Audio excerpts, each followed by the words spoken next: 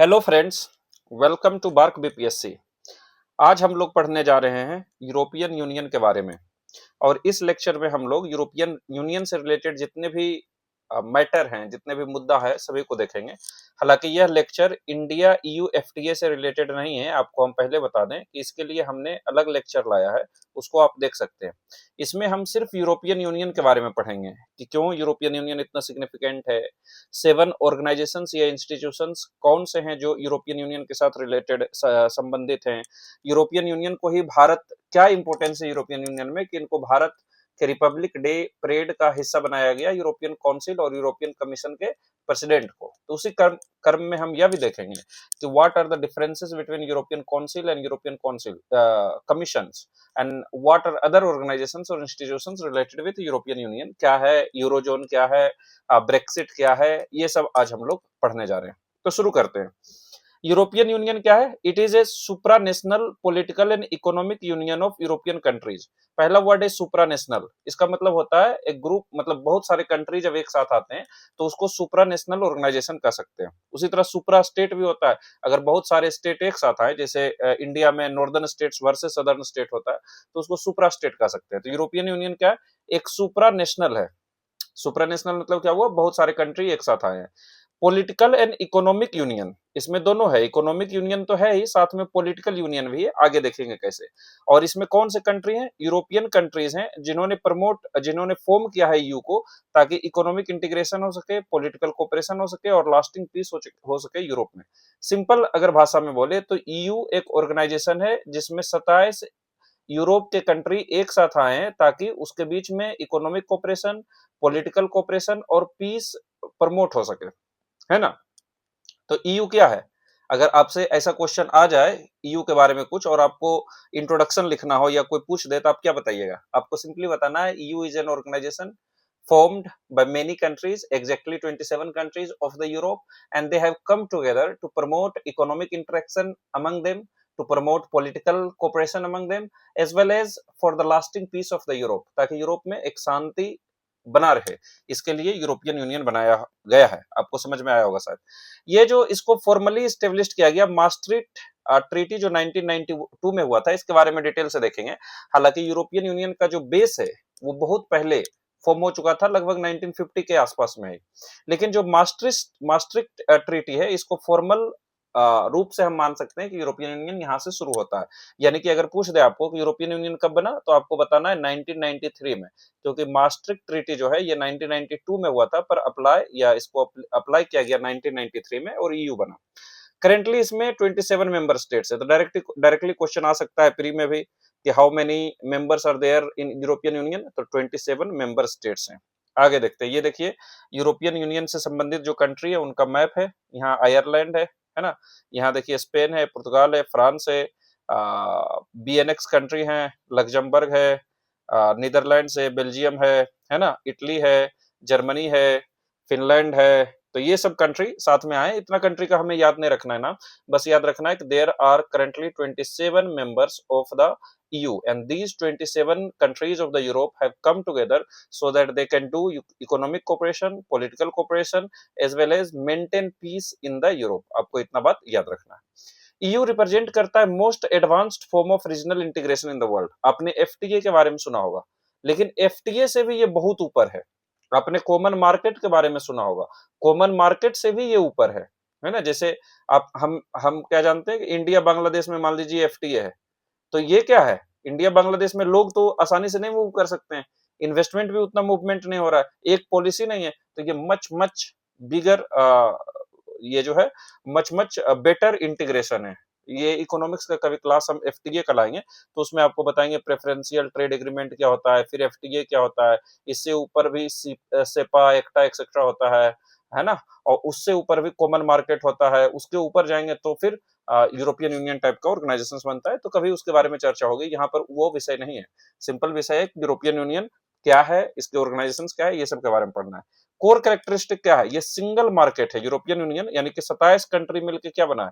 एक मार्केट बना है। जैसे इंडिया एक मार्केट है, उसी तरह EU का जो 27 कंट्री है वो सिंगल मार्केट है, जहाँ फ्री मूवमेंट होता है गुड्स का, यानी वस्तुओं का फ्री मूवमेंट होगा।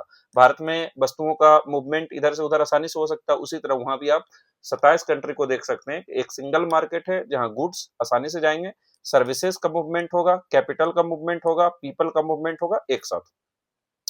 और इसके अलावा ये तो मूवमेंट होगा ही, इसके अलावा कॉमन पॉलिसीज है इन सभी 27 देश में, ट्रेड से संबंधित, एग्रीकल्चर से संबंधित, कंपटीशन पॉलिसी से संबंधित, इन्वायरमेंट से संबंधित। जैसे कि इंडिया ने साइन किया एफटीए ईयू के साथ, यानी ईयू के जो 27 नेशंस हैं, इंडिया ने एक साथ एफटीए ये 27 कंट्री के साथ एक सेंस में कहें तो कर लिया, क्योंकि सभी में क्या है, सेम पॉलिसी है, ट्रेड के प्रति, एग्रीकल्चर के प्रति, कंपटीशन पॉलिसी के प्रति, इन्वायरमेंट के प्रति।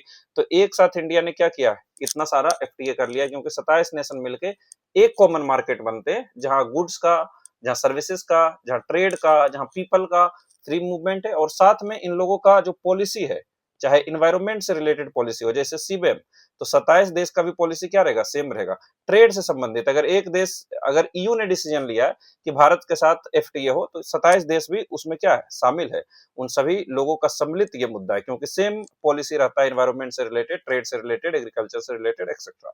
अब आते हैं हिस्टोरिकल बैकग्राउंड, क्यों बनाया गया था इसे। तो इसका जो है post world war two context है, यानी इसका जो बेस है, इसका जो बैकग्राउंड है वर्ल्ड वार टू में है। कैसे वर्ल्ड वार टू हुआ, आपको हमको पता है वर्ल्ड वार टू से क्या हुआ, पूरा यूरोप में डिस्ट्रक्शन ही डिस्ट्रक्शन था, because the most of the battles were fought in Europe, so Europe got distracted.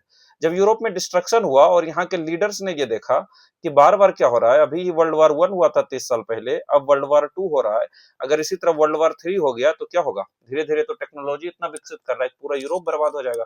So these leader thought that we should do economic cooperation, कि हम इकोनॉमी को इतना ज्यादा इंटीग्रेट कर दें, एक देश का इकोनॉमी दूसरे देश में इतना गुथ दें, इतना इंटीग्रेट हो जाए, ताकि नेशनलिज्म को कम हो जाए। और ये इकोनॉमिक इंटीग्रेशन के कारण क्या होगा, वार्स खत्म हो जाएंगे। जैसे इंडिया और पाकिस्तान का इकोनॉमी इतना ज्यादा मिक्स रहता, अभी तो हमारा इकोनॉमी का इंटीग्रेशन कुछ नहीं है, ट्रेड बहुत बिल्कुल जीरो है, पर इतना ज्यादा ट्रेड होता, तब क्या होता है, इंडिया और पाकिस्तान कभी युद्ध नहीं करते। उसी तरह आप फ्रांस और जर्मनी को युद्ध में जाते हुए अभी देख सकते हैं, जबकि इनके बीच में भी डिस्प्यूट्स हैं, है ना, और दोनों सदियों से नाब नेबला और सांप की तरह दुश्मन रहे हैं।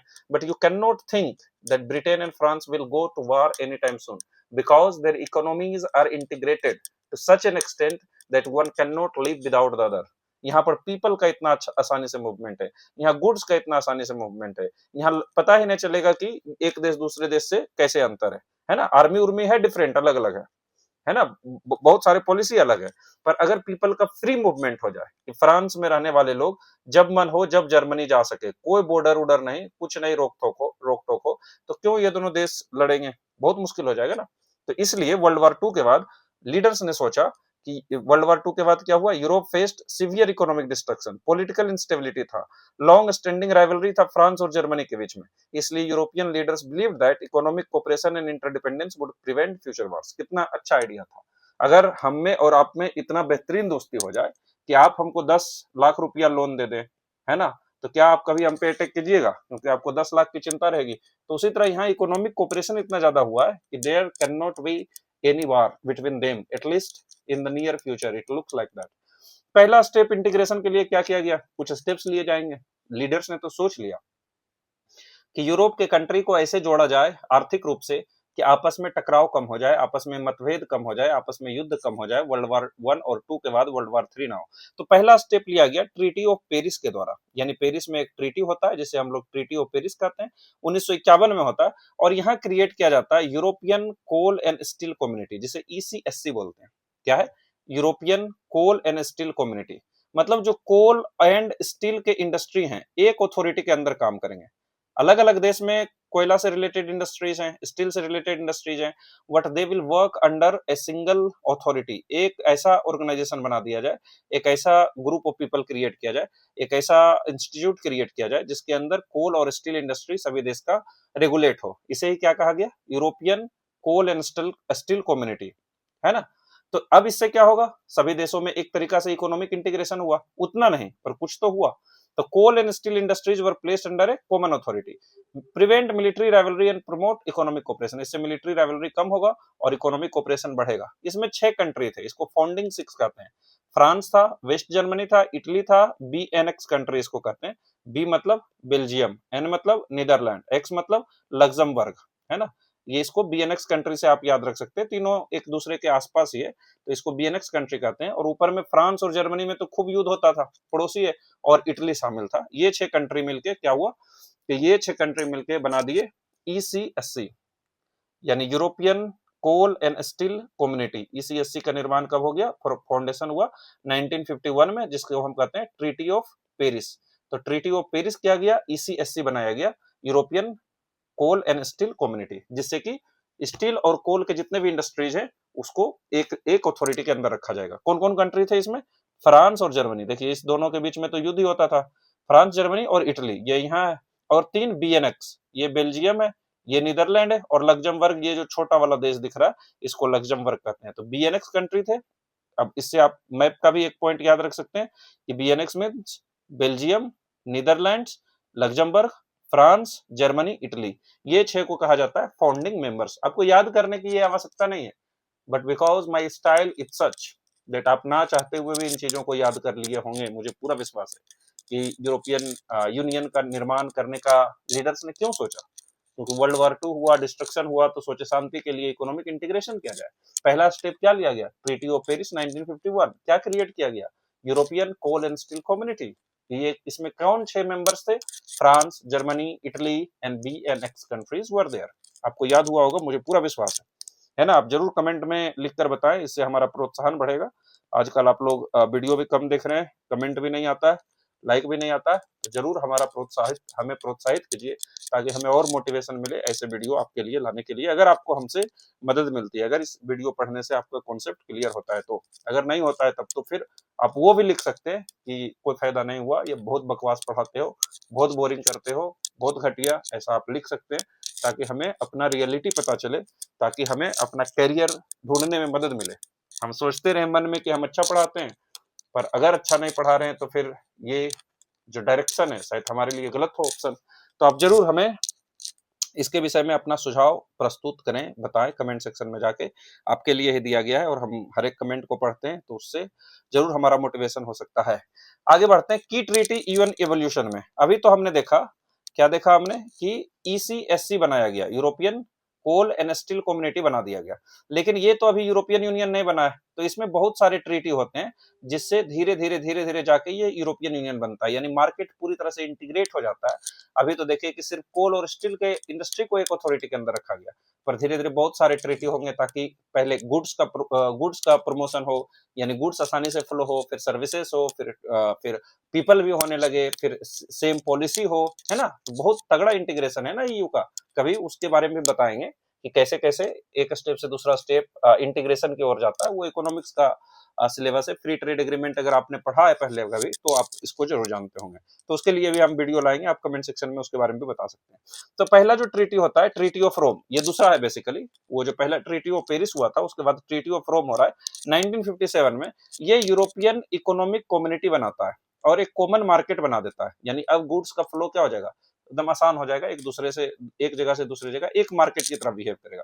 तो यहाँ क्या होता है, यूरोपियन इकोनॉमिक कम्युनिटी बनाता है। हालांकि यहीं पर यूरा एटम भी बनाता है, यानी कि जो एटॉमिक एनर्जी है उसमें भी सभी का मार्केट एक हो, सभी एक साथ प्रोड्यूस करें। तो यूरा एटम हमने नहीं लिखा क्योंकि हमें लगा कि आपके लिए थोड़ा सा टफ हो सकता है और उतना जरूरत भी ना है। अगर आपको लिखने आए तो आप सिंपली लिख सकते हैं treaty of Rome 1957 and this led to the creation of European Economic Community and Common Market। Finally जो ट्रीटी होता है, इसके बीच में बहुत सारे ट्रीटी हुए, हमें याद रखने की आवश्यकता नहीं है, because that is not so important for our examination. इसलिए डायरेक्टली हम आते हैं maastricht ट्रीटी। जो ये maastricht ट्रीटी है, maastricht एक सिटी है नीदरलैंड्स में, तो ये maastricht ट्रीटी जो है 1992 में होता है, और यही formally established European union and introduced economic and monetary union. ये पूरी तरह से अब इकोनॉमिक एंड मॉनेटरी यूनियन बन चुका है ना। यानी यूरोपियन यूनियन का अगर आपसे पूछा जाए कि फॉर्मल रूप से कौन सा ट्रीटी से बना यूरोपियन यूनियन, तो आपको बताना है maastricht ट्रीटी, जो maastricht शहर नीदरलैंड्स में है, यहीं पर ट्रीटी होता है और यूरोपियन यूनियन बनता है 1993 में। आगे जाके 2009 में एक लिस्बन ट्रीटी होता है। लिस्बन कहाँ की कैपिटल है, पुर्तगाल की कैपिटल है, पुर्तगाल की कैपिटल है, रोनाल्डो का जो देश है पुर्तगाल, वहां की। तो जो लिस्बन ट्रीटी होता है ये मेजर इंस्टीट्यूशनल रिफॉर्म्स लाता है और यूरोपियन पार्लियामेंट को स्ट्रॉन्ग करता है। आगे देखेंगे यूरोपियन पार्लियामेंट क्या है। पर लिस्बन ट्रीटी आप याद रख भी सकते नहीं। The most important is treaty of Paris, treaty of Rome and maastricht treaty. Treaty of Paris led to the creation of European coal and steel community. Paris of Rome led to the creation of European economic community, EEC, European economic community, and maastricht treaty led to the creation of European Union. ठीक है, अब आते हैं membership और expansion. हमने देखा कि EU 6 founding members के साथ शुरू होता है। क्या हम फिर से नाम बताएं आपको या बोर हो चुके हैं? तो ये था फ्रांस, एक था वेस्ट जर्मनी। वेस्ट जर्मनी क्यों? क्योंकि ईस्ट जर्मनी रसिया के साथ है। अभी कोल्ड वार चल रहा है ना, 1991 तक ईस्ट जर्मनी या 1989 बर्लिन वॉल का फॉल तक जो ईस्ट जर्मनी है, यानी जर्मनी दो पार्ट में रहता है, तभी वेस्ट जर्मनी की बात हो रही है। और इटली था इसमें, और 3 कंट्री आपको याद होना चाहिए, BNX, Belgium, Netherland and Luxembourg. ये 6 कंट्री फाउंडिंग मेंबर्स थे, है ना। थ्रू सेवरल एग्रीमेंट्स, इनलार्जमेंट्स, बहुत सारे इनलार्जमेंट्स हुए, अलग अलग ट्रीटी में अलग अलग देश जुटते चले गए, और अब 27 मेंबर्स हैं। जो मोस्ट रिसेंट मेंबर्स हैं वो क्रोएशिया हैं, जो 2013 में EU के साथ जुटे हैं। कुछ कंडीशन है क्या मेंबरशिप के लिए? ऑफ कोर्स ये कंट्री कोपेनहेगन क्राइटेरिया को मीट करना पड़ेगा। जो डेनमार्क का शहर कोपेनहेगन है, 1993 में वहां मीटिंग रखा गया और इसमें तय किया गया कि what are the rules and regulations that you need to follow in order to get the membership of the EU। ऐसा तो नहीं कि पाकिस्तान कल को कहे कि हमें EU का मेंबर बना लिया जाए और हम यूरो एक्सेप्ट कर रहे हैं, या फॉर एग्जांपल कि हम जो यूरोपियन यूनियन के लॉज हैं उसको कर रहे हैं, या नॉर्थ कोरिया कल को कहे कि हम यूरोपियन यूनियन का सदस्य बनना चाहते हैं, तो क्या कर लिया जाएगा? नहीं। तो उसके लिए कोपेनहेगन क्राइटेरिया है। क्या है? स्टेबल डेमोक्रेटिक इंस्टीट्यूशंस होना चाहिए, यानी कंट्री एक डेमोक्रेसी हो। फंक्शनिंग मार्केट इकोनॉमी होना चाहिए, यानी कि एक कैपिटलिस्ट मार्केट हो। मार्केट इकोनॉमी मतलब where the forces of the market, that is demand and supply, are decided by the market. कौन सा वस्तु बनेगा, है ना, ये कौन डिसाइड करेगा? डिमांड एंड सप्लाई डिसाइड करेगा, ना कि गवर्नमेंट डिसाइड करेगा। इसको कैपिटलिस्ट मार्केट कहते हैं। If I get a chance I will take your economics classes as well very soon, let's see that. तो फंक्शनिंग ऑफ मार्केट इकोनॉमी रहना चाहिए। Acceptance of EU laws and regulations, EU के जो laws हैं, EU के जो regulations हैं, उसको एक्सेप्ट करना पड़ेगा। भैया मैंने एक मान लीजिए ग्रुप बनाया है, मैंने टेलीग्राम ग्रुप बनाया है, वहां पर हमारे लेक्चर से संबंधित सभी नोट्स आपको मिल सकते हैं। लेकिन ये जो हमने ग्रुप बनाया है, तो इसमें हमारा रूल्स एंड रेगुलेशंस को फॉलो करना पड़ेगा ना, है ना, क्योंकि हमने ग्रुप बनाया है, इसका जो मेंबर्स हैं उसी का रूल्स एंड रेगुलेशंस फॉलो करना पड़ेगा ना। अब आप सोचिएगा कि आपका वहां पर रूल्स एंड रेगुलेशन चले, तो ऐसा नहीं होगा। आप एक बार उसमें सदस्य बन जाइएगा तो आपका भी हो सकता है। तो एक्सेप्टेंस होगा किसका? EU का लॉज एंड रेगुलेशंस, ये होना चाहिए। क्या कि कोई भी देश अगर शामिल होना चाहते हैं EU में, तो हमारे रूल्स एंड रेगुलेशंस को फॉलो कीजिए, तभी आपको EU का बेनिफिट्स मिलेगा, है ना। यहाँ पर देखिए क्रोएशिया आपको दिख रहा है, ये क्रोएशिया है यहाँ पर। इसके थ्रू हम आपको मैप भी थोड़ा थोड़ा याद कराने की कोशिश कर रहे हैं। कभी ज्योग्राफी का क्लास, वर्ल्ड ज्योग्राफी जब लिया जाएगा तो आपको वहां आसान होगा, क्योंकि हमने 5-6 देश आपको याद कराया, Ireland, United kingdom, France, Germany, BNX, Italy, और अभी हमने आपको क्रोएशिया बताया, है ना। ठीक है, आगे बढ़ते हैं, धीरे धीरे आपको याद कराएंगे। इंस्टीट्यूशनल स्ट्रक्चर ऑफ EU का एक इंस्टीट्यूशनल स्ट्रक्चर है। बेसिकली EU में 7 इंस्टीट्यूशन हैं एसोसिएटेड। क्या है मतलब, समझे कि नहीं? अगर हम आपको EU बोले, तो EU मतलब क्या हुआ? एक व्यक्ति तो हुआ नहीं, एक बहुत लंबा चौड़ा ऑर्गेनाइजेशन है जिसमें कि 7 इंस्टीट्यूशंस है। जैसे फॉर एग्जांपल हम आपको इंडिया बोलते हैं, तो इंडिया मतलब क्या हुआ? सुप्रीम कोर्ट भी हुआ, इंडिया का काउंसिल ऑफ मिनिस्टर भी हुआ, इंडिया का पार्लियामेंट भी हुआ, इंडिया का प्रेसिडेंट भी हुआ, इंडिया का फाइनेंस कमीशन भी हुआ, इंडिया का अटॉर्नी जनरल भी हुआ, है ना, इंडिया का BCCI भी हुआ, क्रिकेट से अगर आप इंटरेस्ट रखते हैं, FIH भी हुआ, फेडरेशन ऑफ इंटरनेशनल, अच्छा ये इंडिया वाला जो हॉकी से रिलेटेड है वो भी हुआ। इंडिया मतलब हम भी हुए, आप भी हुए, बिहार भी हुए, झारखंड भी हुए, नॉर्थ ईस्ट भी हुए। तो एक इंडिया मतलब कितना सारा चीज हुआ। उसी तरह EU मतलब 7 इंस्टीट्यूशन से EU बना हुआ है, यानी कि इसमें 7 सेपरेट अलग अलग इंस्टीट्यूशन हम कह सकते हैं जो आपस में रिलेटेड है। ऐसे 7 इंस्टीट्यूशन से EU बना हुआ है ना। ये 7 इंस्टीट्यूशन आप चाहें तो याद रख सकते हैं, बड़ा अच्छा रहेगा। नहीं तो 2 तो आपको याद रखना पड़ेगा। एक है यूरोपियन काउंसिल। क्या है? European council. ये एक पॉलिटिकल बॉडी है और ये डायरेक्शन देता है EU को कि आपको किस दिशा में बढ़ना है। दूसरा है यूरोपियन EU कमीशन। ये यूरोपियन मतलब EU यूरोपियन यूनियन काउंसिल, और दूसरा है कमीशन, आगे हम बताते हैं, लिखा हुआ भी है यूरोपियन कमीशन, है ना। ये दूसरा, ये एग्जीक्यूटिव विंग है, यानी ये इंप्लीमेंट करेंगे लॉ को। एक है EU पार्लियामेंट, ये आपको पता चल गया, कानून बनाएंगे।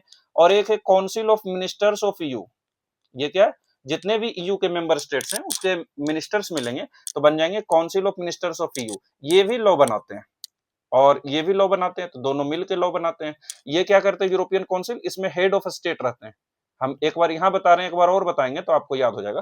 तो head of states European council में रहते हैं, हेड ऑफ स्टेट्स यानी सभी देश के जो राष्ट्रपति प्रधानमंत्री हैं वो यूरोपियन काउंसिल में रहते हैं और ये ओवरऑल डायरेक्शन देता है कि आपको किस दिशा में बढ़ना है।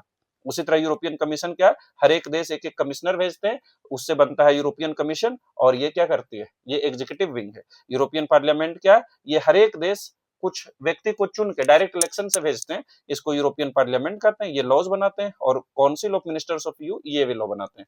और कौन हुआ, अब जैसे यूरोपियन यूनियन है तो इसका कोई सेंट्रल बैंक तो होना चाहिए ना, तो उसी तरह इसका भी है सेंट्रल बैंक ऑफ ईयू, है ना, सेंट्रल बैंक होना चाहिए तो सेंट्रल बैंक है। इसका कोई कोर्ट ऑफ जस्टिस होना चाहिए, यानी कि अगर मान लीजिए 27 मेंबर से तो कोई लॉ बना तो लॉ को इंटरप्रेट कौन करेगा, ऐसा नहीं कि 27 देश आपस में लड़ जाए, तो court of justice of EU है। अब जो पैसा कलेक्ट करता है उसका सही से यूज हो तो उसके लिए क्या बनाएगा, कोर्ट ऑफ ऑडिटर्स, ताकि ये क्या करें, ऑडिट कर सके कितना पैसा आया है, सही से आया है कि नहीं, उसको कहाँ यूज किया जा रहा है, कहीं घपला तो नहीं हो रहा है। तो ये 7 ऑर्गेनाइजेशन है, European council, European commission, EU parliament, EU council of ministers of EU, है ना, ये 4 हुए, central bank, court of justice और कोर्ट ऑफ ऑडिटर, सभी के बारे में देखना है। देखिए यूरोपियन काउंसिल है यहाँ, है ना, ये यूरोपियन काउंसिल है। यूरोपियन काउंसिल के बारे में हम क्या बताएं कि ये हेड्स ऑफ स्टेट और गवर्नमेंट रहते हैं, यानी सभी देश के जो 27 मेंबर हैं उसके प्रधानमंत्री अगर हेड ऑफ स्टेट है या गवर्नमेंट है या प्रेसिडेंट, उसका ये ग्रुपिंग है, ये है यूरोपियन काउंसिल। एक चीज समझ में आया कि नहीं, इसी का प्रेसिडेंट कौन है, Antonio Costa. Antonio Costa, Antonio Costa को आप जानते हैं कहाँ के रहने वाले हैं, ये पुर्तगाल के रहने वाले हैं। इन्हें क्या कहा जाता है जान रहे हैं, गांधी ऑफ लिस्बन कहा जाता है इन्हें, यानी कि ये भी क्या थे, महान व्यक्ति थे, गांधी ऑफ लिस्बन अभी भी हैं और ये प्राइम मिनिस्टर भी शायद रहे हैं पुर्तगाल के। तो एंटोनियो कोस्टा क्या है, यूरोपियन काउंसिल के प्रेसिडेंट है। यूरोपियन काउंसिल का क्या काम, ये किससे बनता है, हेड्स ऑफ स्टेट और गवर्नमेंट से बनता है। इसका क्या काम है, इसका काम है ओवरऑल डायरेक्शन प्रोवाइड करना कि भाई हम इंडिया के साथ एफटीए साइन करना चाहते हैं तो बाकी लोग उसके लिए काम करो, एफटीए साइन करने के लिए काम करो, तो ये यूरोपियन काउंसिल है। उसी तरह यूरोपियन कमीशन है, ये क्या है, एग्जीक्यूटिव विंग ऑफ ईयू है। एग्जीक्यूटिव विंग का मतलब क्या हुआ कि ये इंप्लीमेंट कराएगी पॉलिसी को। यूरोप, ये जो काउंसिल ऑफ द ईयू है और यूरोपियन पार्लियामेंट है, ये दोनों लॉ को बनाएंगे। काउंसिल ऑफ ईयू है ना और यूरोपियन पार्लियामेंट, ये दोनों क्या करेंगे, लॉ को बनाएंगे, तो इसको लागू कराएंगे कौन, यूरोपियन कमीशन। और यही यूरोपियन कमीशन क्या है, यही इसी का प्रेसिडेंट है उर्सुला वेंडरलियन, है ना, जो उर्सुला वेंडरलियन है, ये इसी का प्रेसिडेंट हैं, जो शायद कहाँ के, जर्मनी के रहने वाले थे। तो ये एग्जीक्यूटिव विंग है, गार्डियन ऑफ ट्रीटी का गार्डियन, जैसे एफटीए साइन हुआ है तो उसको ये देखेंगे। उसी तरह काउंसिल ऑफ ईयू है, ये क्या है, काउंसिल ऑफ नेशनल मिनिस्टर्स, यानी सभी देशों के जो मिनिस्टर, जैसे मान लीजिए फॉरेन मिनिस्टर्स हैं, इकोनॉमिक अफेयर्स मिनिस्टर हैं, एनवायरमेंट मिनिस्टर्स हैं, तो वो इसके मेंबर्स रहेंगे काउंसिल ऑफ द ईयू। और ईयू पार्लियामेंट क्या है, ये डायरेक्ट इलेक्शन होता है हर एक 5 साल में, सिटीजन्स ऑफ मेंबर स्टेट्स, यानी कि जो 27 देश हैं उसके सिटीजन्स 5 साल में एक बार इलेक्शन करके भेजेंगे यूरोपियन पार्लियामेंट, ये दोनों कानून बनाएंगे।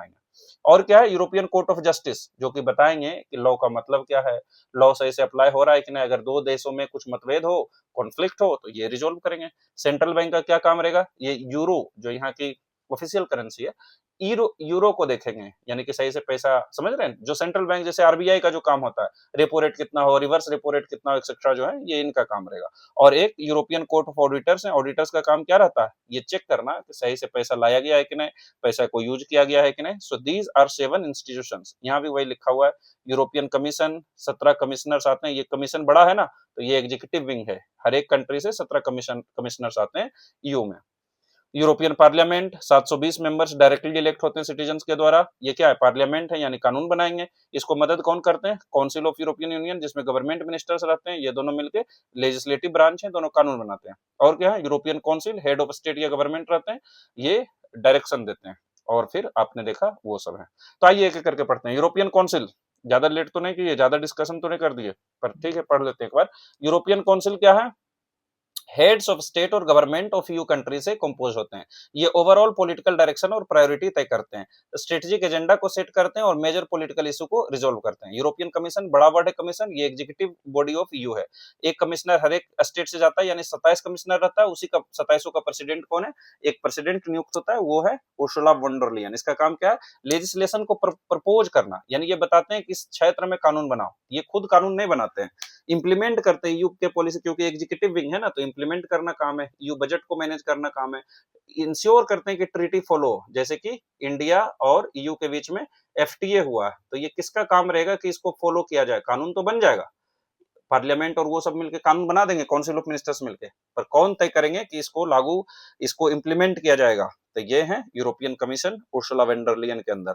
यूरोपियन पार्लियामेंट है, हर एक देश से क्या होगा, डायरेक्ट इलेक्शन होता है, जो कि सभी सिटीजन्स मिलकर वोट करते हैं और यहाँ आते हैं, ये लॉ पास करते हैं काउंसिल ऑफ ईयू के साथ। ये है ना काउंसिल ऑफ ईयू, जिसमें सभी देश के मिनिस्टर्स रहते हैं, defence minister, foreign affairs ministers, environment ministers, etc. They form this Council of European Union. The European Parliament and Council of EU both make the law. That means the legislative being, अगर पूछा जाए कि EU का कौन है legislative being, तो ये रहेगा यूरोपियन पार्लियामेंट, ईयू पार्लियामेंट और council of the European Union. अगर बोला जाए कि एग्जीक्यूटिव विंग कौन है, बताइए एग्जीक्यूटिव विंग कौन है, तो आपको क्या बताना है, ईयू कमीशन, जो कमीशन है यू। ओवरऑल डायरेक्शन या पॉलिटिकल विंग कौन है, ईयू काउंसिल, जो पहला पढ़े थे ना, जिसमें हेड्स ऑफ गवर्नमेंट रहते हैं। आगे बढ़ते हैं, कोर्ट ऑफ जस्टिस, इसका काम क्या रहेगा, यूनिफॉर्म इंटरप्रिटेशन, लॉ को इंटरप्रेट करना। सेंट्रल बैंक क्या काम रहेगा, मॉनेटरी पॉलिसी ऑफ यूरोजोन। आगे देखेंगे यूरोजोन क्या, ये फ्रैंकफर्ट जर्मनी में लोकेटेड है, कौन, जो मॉनेटरी पॉलिसी है, ईयू सेंट्रल बैंक जो है। यूरोपियन कोर्ट ऑफ ऑडिटर्स का काम क्या रहेगा, ये एक्सटर्नल ऑडिटर की तरह काम करते हैं और कलेक्ट और स्पेंड, जो पैसा है सही से कलेक्ट किया जा रहा है कि नहीं, सही से स्पेंड किया जा रहा है कि करप्शन नहीं है, तो ऑडिटर का जो काम रहता है आपको पता ही होगा। आइए यूरोजोन पढ़ते हैं। यूरोजोन क्या है, यूरोजोन ईयू के ऐसे देशों का ग्रुप को कहते हैं जिन्होंने एडॉप्ट किया है कि हमारा जो करेंसी रहेगा वो यूरो रहेगा। तो ये सभी देशों का करेंसी क्या है, यूरो है। जैसे देखिए आयरलैंड यहाँ पर है, इसका करेंसी क्या रहेगा, यूरो है। जैसे पुर्तगाल है, यूरो है। स्पेन है, यूरो है। ये अंडोरा है, इसका भी यूरो है। ये फ्रांस है, यूरो है। नीदरलैंड, बेल्जियम, लग्जमबर्ग का यूरो है। जर्मनी का यूरो है ना। मोनाको, वेटिकन सिटी, ये वाला वेटिकन सिटी है, ये इटली का ही पार्ट है। इटली, स्विट्जरलैंड का नहीं है, नॉर्वे का नहीं है ना, स्वीडन का भी नहीं है, फिनलैंड का है। ये इसको एल कंट्री बोलते हैं, E double L, Estonia, Latvia, Lithuania. तो ये सब कंट्री का हमें नाम नहीं याद रखना है, हम क्यों बता रहे हैं, फिर भी धीरे धीरे आपके दिमाग में यूरोप का मैप भरेंगे, क्योंकि वर्ल्ड ज्योग्राफी हम ही को पढ़ाना है। तो तब जब हम पढ़ाएंगे तो आपको थोड़ा बहुत कुछ याद रहे, और ऐसे भी थोड़ा इंटरेस्टिंग बनता है ना क्लास, कि हमने बताया कि यूरोजोन क्या है, ये रिफर्स करते हैं टू ईयू कंट्रीज, ईयू के वो कंट्री हैं जो यूरो उनके ऑफिशियल करेंसी है। तो ऐसा बता दिया तो मजा नहीं आया ना, तो ये मैप देखे कि हाँ बहुत सारे कंट्रीज के मेंबर्स हैं। यूरो जो करेंसी है उसको इंट्रोड्यूस किया गया था 1999 में इलेक्ट्रॉनिक फॉर्म में, और 2002 में फिजिकल फॉर्म में, उतना इंपॉर्टेंट नहीं है। ये इंपॉर्टेंट है, अभी जो यूरो जोन है उसके 21 कंट्री हैं, यानी यूरोपियन यूनियन के 21 कंट्री ऐसे हैं। यूरोपियन यूनियन के टोटल कंट्री कितने हैं, 27 मेंबर्स हैं, ठीक है। 27 मेंबर्स में से 21 कंट्री ऐसे हैं जो यूरो को ऑफिशियल करेंसी माने, उसी के ग्रुप को, यानी ऐसे देश को, समूह को कहेंगे यूरोजोन। तो अगर आपसे आ जाए यूरोजोन लिखने का तो नहीं लिख पाइएगा कि these are the countries of the European Union who, yeah, which uses euro as their official currency. They are known as Eurozone. There are 21 countries which are part of the Eurozone, although 27 countries are there which are part of European Union. That means there are 6 countries which does not have euro as their official currency. Objectives क्या है इससे, अगर same currency रहेगा, भारत में रुपया ही currency है, तो उससे क्या होता है, फैसिलिटेट ट्रेड एंड इन्वेस्टमेंट। अगर बिहार का करेंसी हमारा अलग होता है और यूपी का करेंसी अलग होता है तो ट्रेड करना कितना डिफिकल्ट हो जाता है, एक्सचेंज रेट फिक्स कीजिए, है ना, उसमें फ्लक्चुएशन होता है, लोग को पता नहीं चलता, ट्रेड करना बहुत डिफिकल्ट हो जाता है ना। तो facilitate trade and investment, same currency रहने से ट्रेड और इन्वेस्टमेंट बढ़ता है, एक्सचेंज रेट रिस्क खत्म हो जाता है, क्योंकि एक्सचेंज रेट तभी आता है जब दो देशों की करेंसी अलग हो, सेम हो तो क्या exchange rate, economic integration strengthen होता है। आप और हम रुपये में लेन देन करें तो बढ़िया है, अगर आप डॉलर में देने लगे और हम रुपये में, बहुत कंफ्यूजन, अभी क्या है, एग्जैक्ट वैल्यू क्या है, फिर हम सोचने लगेंगे रुपया घटेगा तो हमको ट्रेड करना चाहिए कि नहीं, रुपया बढ़ेगा तो करना चाहिए कि नहीं, there are lot of challenges. So having the same currency among these countries they facilitate trade and investment, remove exchange rate risk and strengthen economic integration. हालांकि कुछ challenges है, जैसे sovereign debt crisis है और fiscal discipline में अंतर है। जैसे मान लीजिए भारत के सभी स्टेट हैं, लेकिन कोई स्टेट बहुत ज्यादा डेट लेता हो, कोई स्टेट डेट नहीं लेता हो, तो चैलेंज एक होगा ना। जैसे मान लीजिए कोई डेट बहुत ज्यादा कर्जा लेता हो कोई स्टेट भारत का, तो उससे रुपये पर गलत इंपैक्ट पड़ेगा। और कोई स्टेट है जो कर्जा नहीं लेता है, तो उस पर रुपये क्या होगा, बढ़िया होगा। इसी से याद आया कि फिजिकल हेल्थ रिपोर्ट जो है वो आ गया है, इसमें ओडिशा टॉप पर किया है। उसमें क्या बताता है, यही तो बताता है किसने कितना डेट लिया है, किसने कितना अपना पैसा को कितना बेहतर से मैनेज किया है। तो इस पे भी अगर आप बताएं तो हम वीडियो लाने की कोशिश कर सकते हैं, because it's also going to be very important for the upcoming examination. तो मतलब कि जैसे ग्रीस है, उसने बहुत ज्यादा डेट ले रखा है, जैसे जो फिजिकल डिसिप्लिन है अलग अलग कंट्री के अलग है और सभी एक ही करेंसी यूज कर रहे हैं, तो ये एक चैलेंज आता है। अब आगे पढ़ते हैं ब्रेक्सिट के बारे में। ब्रेक्सिट दो वर्ड से मिलकर बना है, बी आर मतलब होता है ब्रिटेन और एग्जिट मतलब होता है बाहर होना। तो जब ईयू में पहले 28 कंट्री होते थे, तो ईयू से ब्रिटेन ने कहा कि हमें बाहर निकलना है, तो इसी को क्या कहा गया, इसी को कहा गया ब्रेक्सिट, है ना। तो Brexit refers to the withdrawal of United Kingdom from the European Union. Simple अगर आता है कि ब्रेक्सिट क्या है, so it was the process of removal of United Kingdom from the European Union. European Union से यूनाइटेड किंगडम का यह फैसला कि उन्हें बाहर होना, तो इसे ही ब्रेक्सिट कहा गया। इसके लिए यूनाइटेड किंगडम में रेफरेंडम किया गया, यानी यूनाइटेड किंगडम के जो लोग हैं उन्होंने वोट किया और उससे जानने की कोशिश की कि क्या सभी लोग इस बात से सहमत हैं कि हमें ईयू से बाहर होना चाहिए। तो ये UK referendum voted to leave the EU, यहाँ पर 50% से ज्यादा लोगों ने सपोर्ट किया कि हमें ईयू से बाहर निकलना है। और 2020 में यूके फॉर्मली एग्जिटेड। क्या रीजन था, कंसर्न ओवर इमिग्रेशन। अभी देखा हमने कि ग्रीस ऐसे देश हैं जहां डेट बहुत ज्यादा बढ़ गया, यहाँ के लोग यूके चले जाते थे क्योंकि वहां बेहतर अपॉर्चुनिटीज हैं, है ना। तो ऐसे यूरोपियन यूनियन में क्या है, सभी लोग एक कंट्री से दूसरे कंट्री आसानी से माइग्रेट कर सकते हैं। तो जो कमजोर कंट्री थे, जो वीक कंट्री थे, जो लेस डेवलप्ड कंट्री हैं, people from those countries started migrating to UK and this lead to the migration crisis in the UK। और उसी की वजह से इन्होंने निकलने का फैसला किया।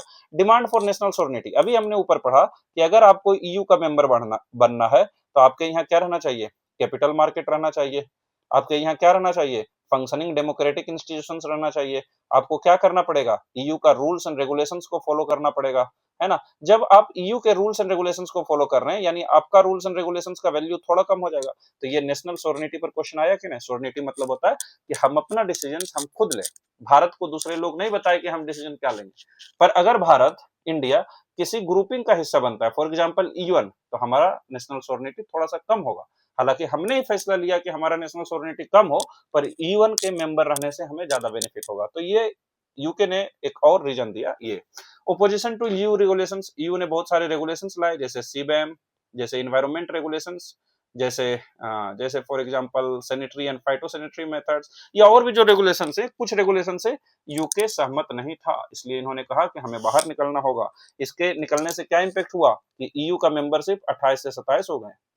ट्रेड रिलेशंस में और पॉलिटिकल वायलेंस में थोड़ा सा चेंज हुआ, क्योंकि ईयू में जो फ्रांस है, जो जर्मनी है और जो यूके हैं, इनको EU3 कहा जाता था, क्योंकि 3 big powers are there in the European Union. अगर एक निकल जाता है तो थोड़ा सा बैलेंस में दिक्कत होगी।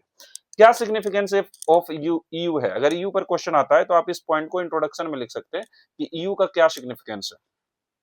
इकोनॉमिक पावर देखिए, ईयू का जीडीपी 22 ट्रिलियन डॉलर के आसपास है। फॉर द रेफरेंस हम आपको बता दें कि यूएसए का जो जीडीपी है वो लगभग 28 ट्रिलियन डॉलर के आसपास है, मान लेते हैं 30 ट्रिलियन डॉलर के आसपास है ना।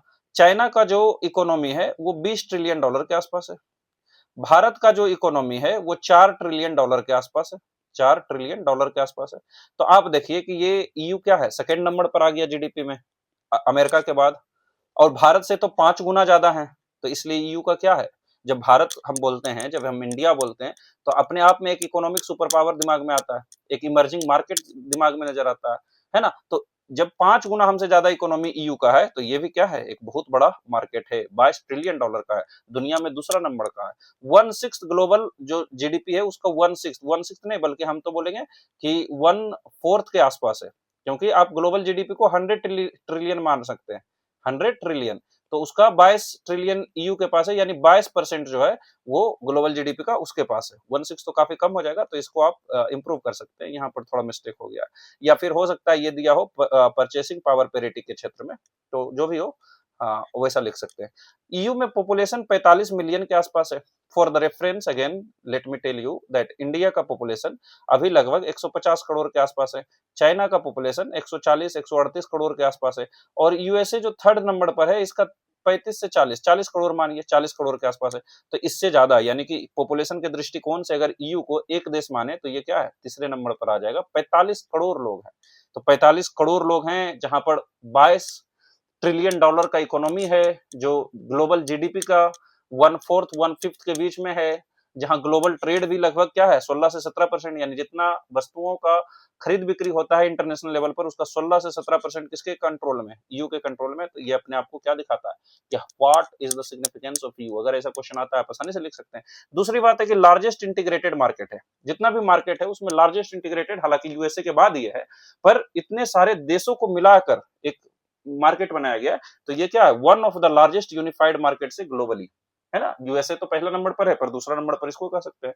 ग्लोबल रेगुलेटरी इन्फ्लुएंस है, कैसे, अगर ईयू कोई रूल्स लाता है डाटा प्रोटेक्शन से रिलेटेड, कोई रूल्स लाता है एनवायरमेंटल स्टैंडर्ड से रिलेटेड, जैसे सैनिटरी फाइटोसैनिटरी मेजर्स, जैसे कि अगर आप फॉरेस्ट को काट करके, जिसको हम कह सकते हैं डिफोरेस्टेशन रेगुलेशंस ऑफ ईयू, कि आप अगर जंगल को काट करके कॉफी का प्रोडक्शन कर रहे हैं तो क्या होगा, आपका जो गुड्स है उसको वैल्यू नहीं दिया जाएगा, वहां पर टैक्स लगाया जा सकता है उस पे।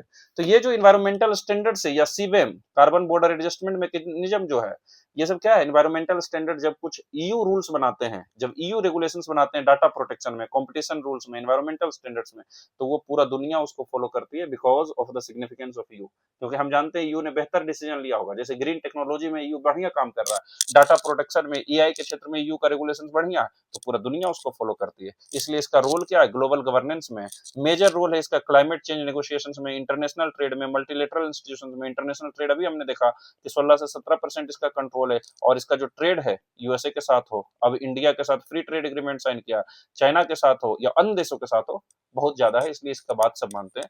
क्लाइमेट चेंज नेगोशिएशंस में भी क्या है, इंपोर्टेंट रोल निभाती है। मल्टीलेटरल इंस्टीट्यूशन चाहे G7 हो चाहे G20 हो, सभी का ये ग्रुपिंग का हिस्सा रहता है। जैसे G7 में ऑफिशियली मेंबर नहीं है, पर ये हर एक मीटिंग में भाग लेते हैं ईयू के देश, ईयू मतलब एज एन ऑर्गेनाइजेशन। इसलिए ये क्या है, ये ग्लोबल गवर्नेंस में इसका रोल है।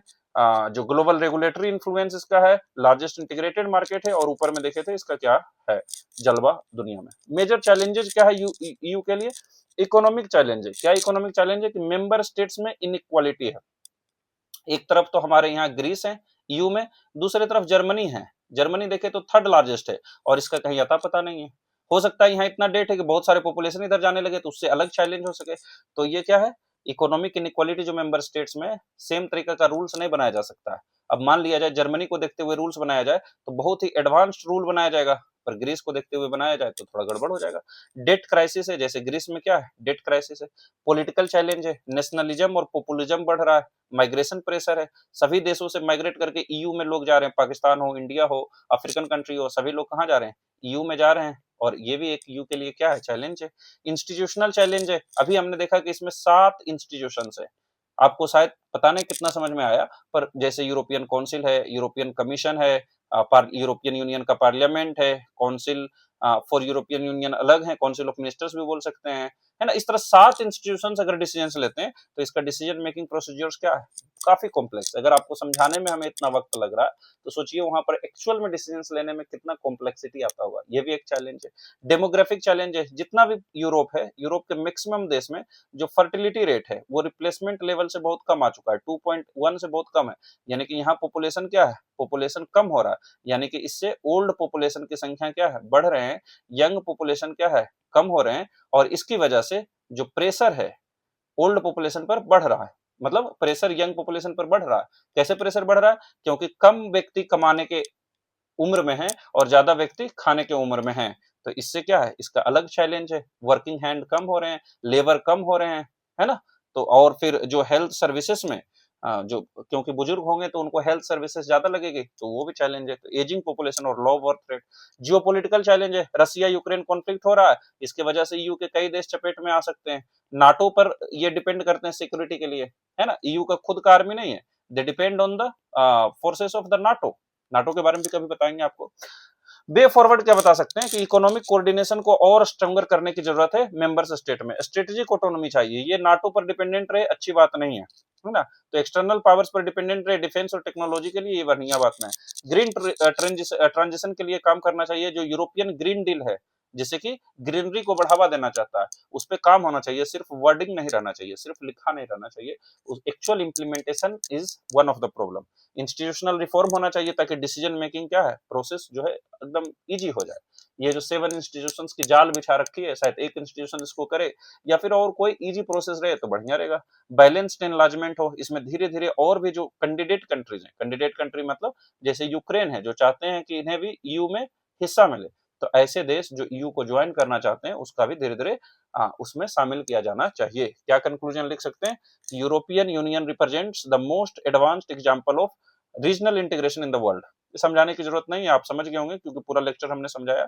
Through it single market, shared institutions, common policies, it has ensured peace, economic cooperation and political stability in Europe despite challenges such as Brexit, demographic pressures, geopolitical tensions. The EU continues to remain a major economic and regulatory power in global affairs. हमने आप इसके through आपको ये बताया कि आप conclusion में ऐसे भी कंक्लूड कर सकते हैं, जहां पर आप इंट्रोडक्शन का एक लाइन आप लिख दें, फिर क्या इंपोर्टेंस है आप उसको लिख दें, है ना, फिर क्या चैलेंजेज है आप उसको लिख दें, और क्या वे फॉरवर्ड है उसको लिख दें। यानी कि पूरा जो हमारा लेक्चर है उसको, या पूरा जो आपने ऊपर लिखा है उसको अगर सम अप कर दें, समरी लिख दें, तो ये भी एक बढ़िया कंक्लूजन माना जा सकता है। उसका मेन पॉइंट को अगर कंक्लूजन में इंक्लूड कर दें तो आपको बढ़िया मार्क्स मिल सकते हैं।